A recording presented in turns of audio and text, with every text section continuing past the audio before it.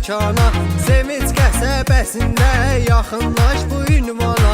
Burada yaxşıdır qiymət, həm yaxşıdır keyfiyyət, hər bir dərdinə dərman Aras Telekomda var. Hər bir dərdinə dərman Aras Telekomda var. Hər cürə fürsət imkan Aras Telekomda var. Nə istəsən hər zaman Aras Telekomda var. Hər cürə fürsət imkan Aras Telekomda var. Nə istəsən hər zaman Aras Telekomda var.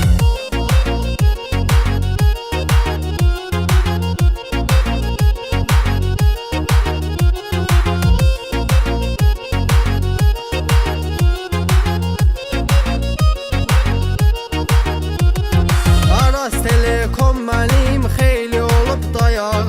Burada dostlarıma çatıb səsim sorağım. Nicat ilə Fuadda olub mənim ortağım. İstədiyin bu meydan Aras Telekomda var. İstədiyin bu meydan Aras Telekomda var. Hər cürə fürsət imkan Aras Telekomda var. Nə istəsən hər zaman Aras Telekomda var. Hər cürə fürsət imkan Aras Telekomda var. Nə istəsən hər zaman Aras Telekomda var.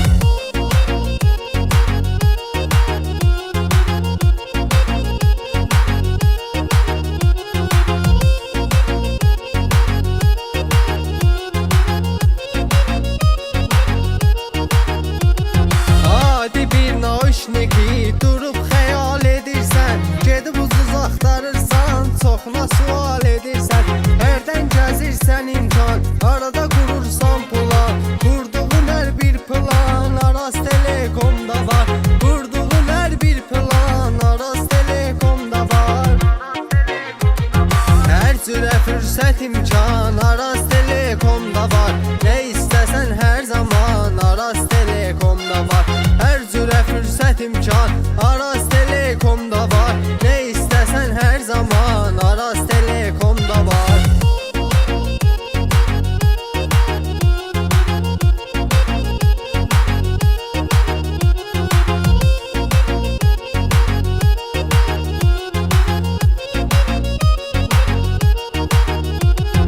Şəhərə gedirsən hərdən özünə telefon alanda, çıxış yol olmayanda başlama vurnuxmağa.